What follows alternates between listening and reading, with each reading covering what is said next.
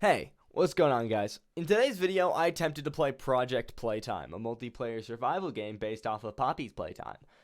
Attempted is definitely the key word there. After waiting longer than it would take a 95-year-old man to get his dementia medication, I finally got into a cutscene that was some dude getting eaten by a monster.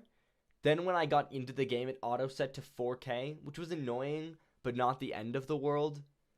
The puzzles consist of this piano that the game makes you play Simon Says with, an aim trainer, and a game where you have to remember buttons.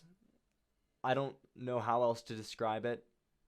The puzzles are actually alright, but once you complete these, you have to pick up a toy. The toy seems to have an awfully hard time spawning in the right place, or at least I assume it was supposed to spawn in the middle, but I guess making sense isn't exactly this game's strong suit. It instead, however, spawns directly to the right of you, or in my case, the first time, inside of the floor. The main gameplay is pretty cool, pretty much taking the base idea of Dead by Daylight and putting their own little twist on it. The animations are smoothish, and generally all of the interactable things work pretty well. The main issue is once you're past the tutorial, the game just blatantly doesn't work, or at least for me it didn't. It crashed my PC 3 times and made my entire Steam go offline twice.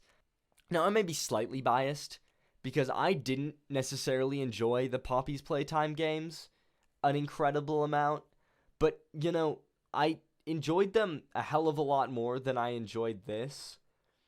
It's kind of like if you took Poppy's Playtime Dead by Daylight and put it in a blender and just turned it to max and left it on for an hour and a half, then when you poured it out, you accidentally, left avocado in the cup or something. It's just not a good mix. I get the idea where they were like, let's take this game and smack them together, but it just didn't work very well.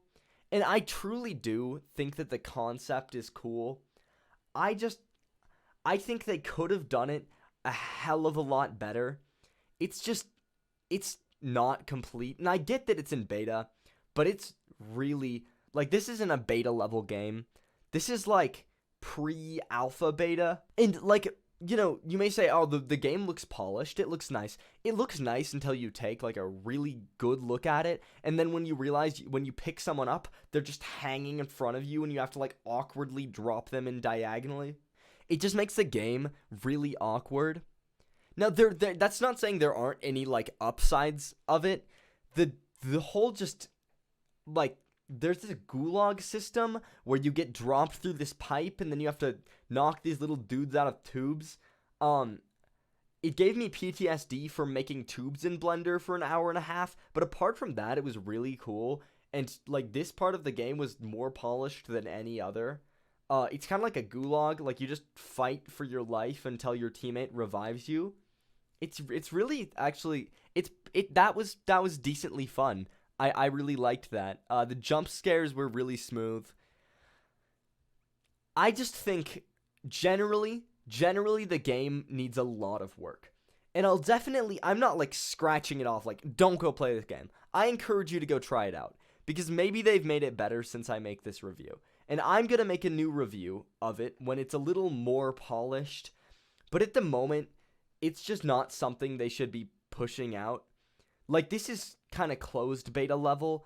It's not the greatest. It just needs a lot of work. It is a really cool concept, though. I like the idea, and I think if it's done right, it could be awesome. Speaking of awesome, if you guys did enjoy this video, make sure and smash that subscribe button and maybe click on one of my other ones that are on screen now.